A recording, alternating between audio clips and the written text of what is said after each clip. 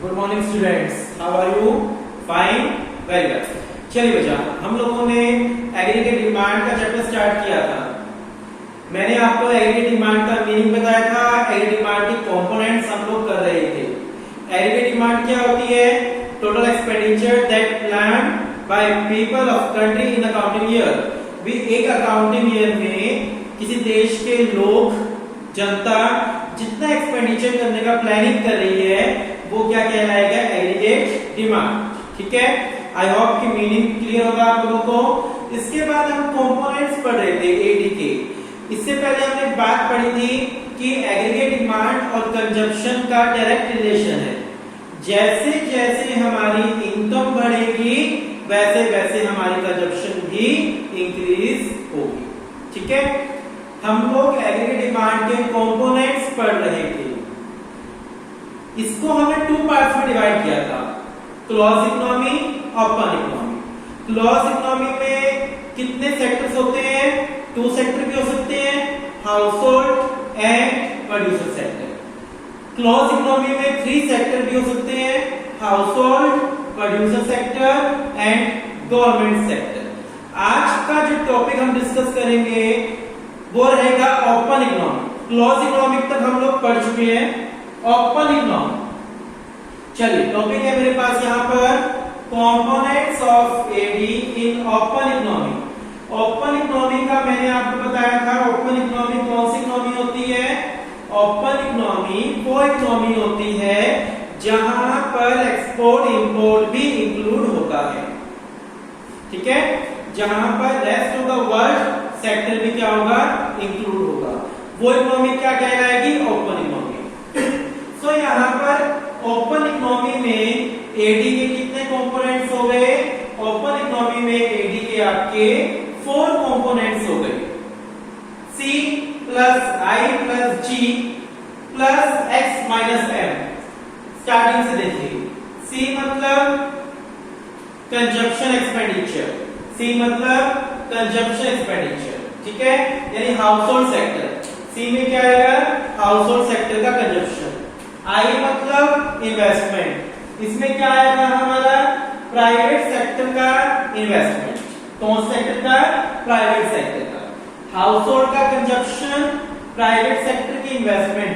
जी में government, government की दोनों चीज इंक्लूड थी, गवर्नमेंट की कंजप्शन भी और गवर्नमेंट की इन्वेस्टमेंट भी।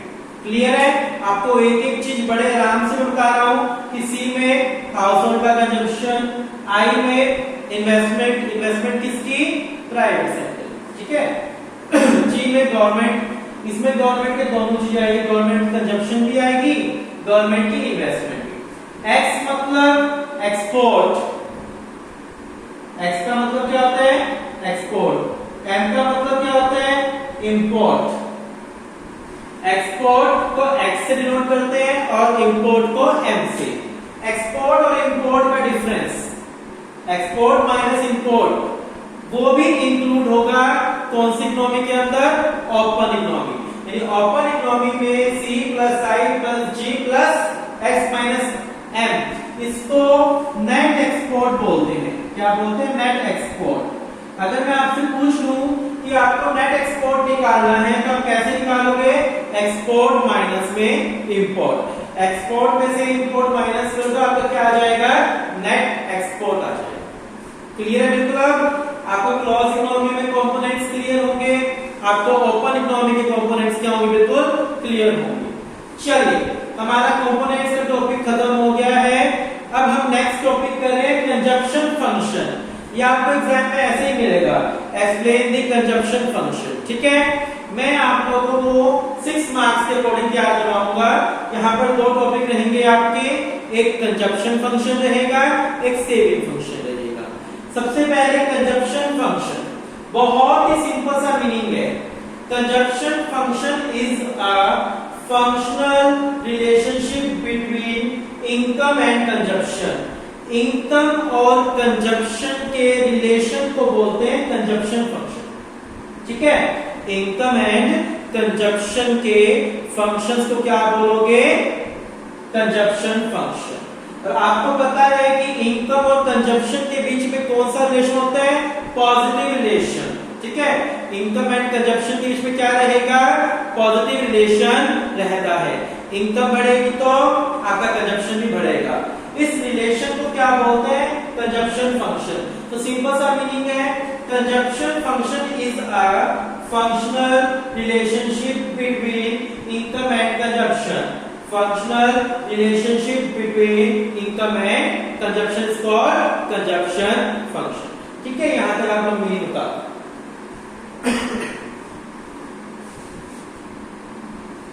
हाँ जी, चलिए बेटा, अभी आपने कंजप्शन फंक्शन का मीनिंग पढ़ लिया। कंजप्शन फंक्शन क्या होता है, functional relationship between income and consumption.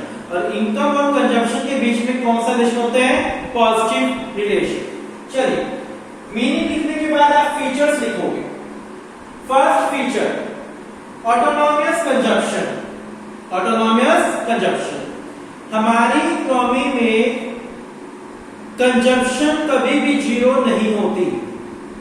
Income zero हो सकती है, लेकिन कंजप्शन कभी भी जीरो के इक्वल नहीं होती। ऐसा नहीं हो सकता कि हमारी फैमिली में कोई भी बंदा नहीं कमा रहा। ऐसा हो सकता है कि कोई बंदा ना कमाए। इस टाइम जैसे कि डिजीज थी, घर में 5 मेंबर हैं, तो 5 के 5 मेंबर घर में बैठे हैं, वो कुछ नहीं अर्न कर रहे, लेकिन क्या 5 के 5 मेंबर कुछ कंज्यूम नहीं कर रहे हैं। इनकम जीरो हो सकती है, लेकिन कंजप्शन कभी भी जीरो नहीं होती। जब इनकम जीरो होती है और उस लेवल पर जो हमारी कंजप्शन है, हमारी इनकम जीरो और उस लेवल पर जो हमारी कंजप्शन है, वो कंजप्शन क्या कहलाती है, ऑटोनॉमियस कंजप्शन। मैं कुछ नहीं अर्न कर रहा, फिर भी मैं 20 रुपीज खर्च कर रहा हूं। सपोज करो मैं कुछ भी अर्न नहीं कर रहा, फिर भी 20 रुपीज खर्च कर रहा हूं, ये 20 यूनिट्स डिमांड कर रहा हूं, तो वो कंजप्शन मेरी क्या कहलाएगी, ऑटोनॉमियस कंजप्शन कहलाएगी। क्लियर है बिल्कुल। पॉजिटिव रिलेशन, इनकम और कंजप्शन का कौन सा रिलेशन होता है, पॉजिटिव। इनकम बढ़ेगी तो कंजप्शन भी बढ़ेगी। इनकम कम होती है तो कंजप्शन कम होती है। ठीक है, तो पहला था ऑटोनॉमियस कंजप्शन, सेकंड क्या है, पॉजिटिव रिलेशन, थर्ड क्या है, the rate of C increase often lag behind, पीछे, the rate at which Y increase. जिस रेट से हमारी इनकम बढ़ती है, उस रेट से हम खर्च नहीं करते। बात क्लियर है बिल्कुल। जिस रेट से हमारी इनकम बढ़ती है, इंसान उस रेट से ही खर्च नहीं करता। सपोज करो आज आपकी बेसिक नीड्स पूरी हो गई, उसके बाद आपकी इनकम बढ़ गई 100 रुपए, तो आप एडिशनल 100 रुपए खर्च नहीं करोगे, उसका कुछ पार्ट खर्च करोगे और कुछ सेव करोगे। बता रही समझ कि जब भी हमारी इनकम बढ़ती है तो हम उसी रेट में नहीं खर्च करते। 100 रुपए मेरी इनकम बढ़ी तो मैं 100 पे 100 नहीं खर्च करूंगा, उसका कुछ पार्ट खर्च करूंगा और कुछ पार्ट अब सेव करना स्टार्ट कर दूंगा। अरे बात समझ कि जिस रेट से हमारी इनकम बढ़ती है, उस रेट से हमारी कंजप्शन कभी नहीं बढ़ती, क्योंकि एक लिमिट के बाद इनकम बढ़ती है तो कंज्यूमर यानी हम लोग सारा पैसा कंज्यूम ना करके सेविंग करना स्टार्ट कर देते हैं। क्लियर बिल्कुल तीनों पॉइंट, तीनों फीचर्स क्लियर कि ऑटोनॉमियस कंजप्शन होती है, पॉजिटिव रिलेशन होता है इनकम एंड कंजप्शन के बीच, और कंजप्शन की इंक्रीज रेट हमेशा बिहाइंड रहती है बाय इंक्रीजिंग रेट से। जिस रेट से इनकम इंक्रीज हो रही है, उससे कम रेट से कंजप्शन इंक्रीज होती है। ठीक है, मीनिंग के बाद आपने फीचर्स लिखे, फीचर्स के बाद आप बेटा टेबल बना के आओगे। ये वाली 0, 50, 100 मैंने अपनी मर्जी से लिया है, इनकम इंक्रीज, कंजप्शन इंक्रीज। लेकिन देखो यहाँ पर 0 income 20 consumption, this is called autonomous consumption. फिर मेरी इनकम कितनी बढ़ी 50, लेकिन मेरी कंजप्शन 50 नहीं बढ़ी, मेरी कंजप्शन इंक्रीज हुई 40 से। गैप देखो 40 है ना, 20 पहले कंज्यूम था, 60 अब, तो 40 से बढ़ी। फिर मेरी इनकम 50 से बढ़ रही है, लेकिन मेरी कंजप्शन 40 40 से, फिर मेरी इनकम 50 से बढ़ रही है लेकिन मेरी कंजप्शन 40 से। यानी समझाना ये चाह रहा हूं यहाँ पर कि जिस रेट से इनकम बढ़ रही है सेम उसी रेट से कंजप्शन नहीं बढ़ रही, मेरी कंजप्शन उससे कम है। क्लियर है? फीचर्स हो गया, फीचर्स के बाद टेबल बना के आओगे सिंपल सी। इस टेबल को चाहो तो आप अपनी मर्जी से भी बना सकते हो, लेकिन आपको रूल ये ध्यान रखना है कि आपको कंजप्शन इससे ज्यादा नहीं बढ़ानी और इससे कम ही रखनी है। ठीक है? इसके बाद आप डायग्राम बनाकर आओगे इसका। 6 मार्क्स के अकॉर्डिंग मैं आपको तैयार कर रहा हूं क्वेश्चन कंजप्शन फंक्शन। पहले मीनिंग हुआ, फिर फीचर्स हुए इसके, फिर टेबल बनाई आप लोगों ने, फिर आप कर बनाओगे OX OY। इनकम, एक साइड इनकम ले लो, एक साइड कंजप्शन ले लो। इनकम ये गई आपकी, ये आपकी कंजप्शन का, ये ब्रेक इवन पॉइंट। ठीक है? इस लेवल पर जितना आप अर्न कर रहे हो उतना आप कंज्यूम करो, यहां बराबर है। इसके बाद आपकी इनकम बढ़ रही है, कंजप्शन जारी है। इसके बाद सेविंग बढ़ना स्टार्ट होगी। ये जो पोर्शन है ये क्या है? सेविंग पोर्शन है। ये जो पोर्शन है बीच का ये सेविंग पोर्शन होता है, यानी यहां पर अब आपने सेविंग करना स्टार्ट कर। क्लियर? बिल्कुल सिंपल सा डायग्राम आपको बना के आना है। बिल्कुल इनकम, कंजप्शन और देन आपको टेबल और कर्व को क्या करना है? एक्सप्लेन करना है। वो आपने प्लस वन में बहुत अच्छे सीख ली कि कैसे एक्सप्लेन करना है, उसे आप एक्सप्लेन कर लोगे। इनकम और कंजप्शन को आप एक्सप्लेन कर लो। ठीक है? इसके बाद एक ध्यान रखना, इसको हम एक अलजेब्रिक फॉर्मूले से समझाते हैं। वो अलजेब्रिक फॉर्मूला मैं अभी आपको ज्यादा नहीं समझाऊंगा डिटेल में, क्योंकि नेक्स्ट चैप्टर जब आपका एमपीसी हो जाएगा या इससे आगे टॉपिक हो जाएगा एक, तो आपको क्लियर हो जाएगा सब कुछ। अभी आप बस समझ लो, बस ये फॉर्मूला है इसका, एक कंजप्शन फंक्शन निकालने का एक फॉर्मूला है। क्या फॉर्मूला है ये? C bar plus MPC into में y। इस MPC को B लिखा होता है बुक के अंदर, बुक्स के अंदर इस MPC को क्या लिखा होगा? B। C मतलब कंजप्शन फंक्शन, ये अलजेब्रिक फॉर्मूला है इसका कंजप्शन फंक्शन निकालने का। C मतलब कंजप्शन फंक्शन। C बार इसका मतलब है ऑटोनॉमस कंजप्शन, ये आपको क्वेश्चन में गिवन होगी। C बार मतलब ऑटोनॉमस कंजप्शन। MPC इसकी फुल फॉर्म होती है marginal propensity to consume, marginal propensity to consume. अभी डिटेल में समझाऊंगा कि क्या होता है इस चैप्टर के अंदर, अभी आप फॉर्मूला के अकॉर्डिंग करो बस। C bar plus MPC into में y, y आपको पता है इनकम होती है। ठीक है? तो फॉर्मूला आया होगा, कोई याद भी हो गया होगा, C equal to C bar plus MPC into में y। C बार मतलब autonomous consumption plus MPC marginal propensity to consume, इसको बुक्स में B लिखा होता है इनटू में y। ठीक है? धीरे धीरे न्यूमेरिकल से भी आएंगे तो आपको न्यूमेरिकल से अकॉर्डिंगली समझ आ जाएगा। अभी आपने क्या समझा? कंजप्शन फंक्शन समझा, मीनिंग समझा, relationship between income and consumption, 3 features समझे आपने टेबल का एक्सप्लेनेशन, और ये कंजप्शन फंक्शन का एक अलजेब्रिक फॉर्मूला है, ये आप लोगों ने याद करना है। ठीक है? समझो इसको।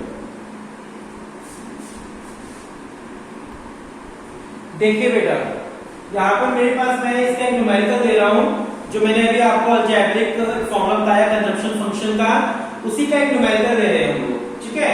चलिए मैं यहाँ पर फॉर्मूला लिख देता हूँ अगेन। C मतलब consumption function, C bar plus MPC into में y। मुझे क्वेश्चन में ये दिया हुआ है फाइंड C निकालना है। कंजप्शन फंक्शन कितना दिया है? 200, ऑटोनॉमस कंजप्शन कितनी दी है? 200, MPC कितना दिया है? 0.5 एंड इनकम कितनी दी है? 1000। ठीक है? क्लियर है? C बार 200 यहां पुट कर दो बस, MPC 0.5, y कितना दिया है? 1000, 200 प्लस 500, इसको सोल्व करोगे 500 आ जाएगा, 700 आ गया आपका आंसर। ये आपका आंसर आ गया, सिंपल सा। 200 प्लस 500 इक्वल टू 700 आपका क्या आ गया? आंसर। ये आ गया कंजप्शन फंक्शन। ठीक है? चलिए ये हो गया। MPC होता है एक होता है MPS।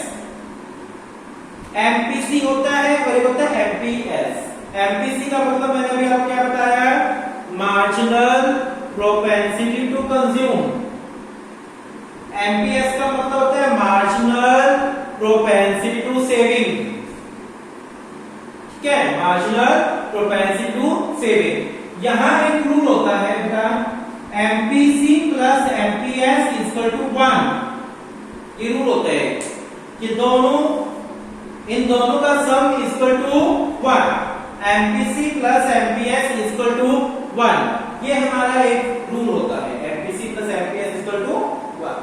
ठीक है बेटा, इसलिए ऐसा बताया बाय चांस क्वेश्चन में आपको एमपीएस दिया है, एमपीसी निकालना हो तो क्या करोगे, 1 में से माइनस कर देना, वो एमपीसी आ जाएगा। ठीक है, बात आई समझ अच्छे से ये चीज। अच्छा, इनकम के दो ही यूज है, इनकम जो होती है उसके दो ही यूज हो सकते हैं, या तो कंज्यूम कर लो या फिर सेविंग कर लो। ठीक है, इनकम के दो ही यूज है, या तो कंज्यूम कर लो या फिर सेविंग कर लो। मान लो मैंने 100 रुपीज अर्न करी इनकम, कंजप्शन करा मैंने 60 रुपीज, तो 40 रुपीज मेरी क्या हो गई, सेविंग। सेविंग कैसे निकालेंगे, इनकम माइनस कंजप्शन। इनकम में से कंजप्शन माइनस कर दो तो क्या आ जाएगी, सेविंग आ जाएगी।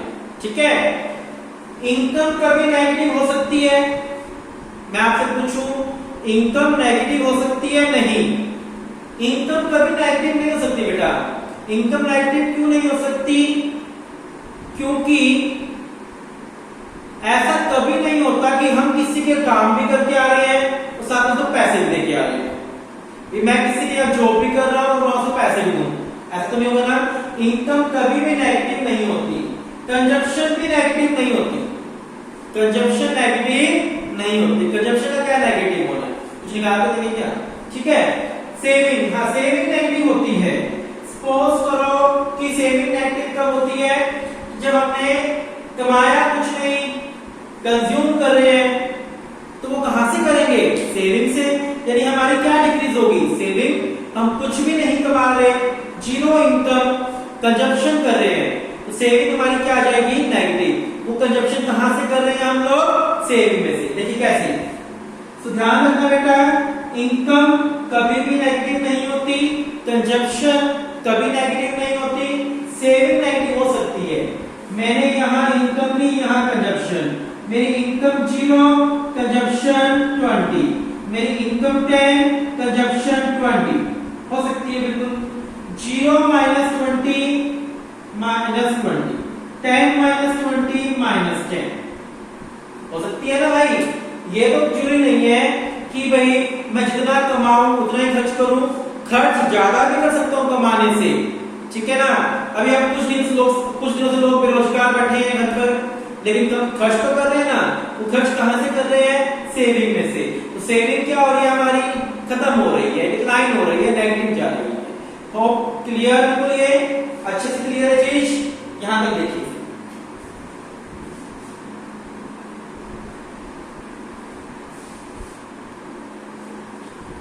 चलिए बेटा, आज के लिए आप इतना ही करेंगे, इतना टॉपिक करेंगे अच्छे से, कंजप्शन फंक्शन तक आप कर लेना अच्छे से, देन मैं आपको कल सेविंग फंक्शन करवाऊंगा। ठीक है, इस चैप्टर को बिल्कुल भी लाइटली मत लेना, बहुत अच्छे से पढ़ लेना। कोई डाउट आई थिंक नहीं होगा, अगर समझ आ रहा होगा, फिर भी कोई डाउट है तो ले लेना। ठीक है, थैंक यू।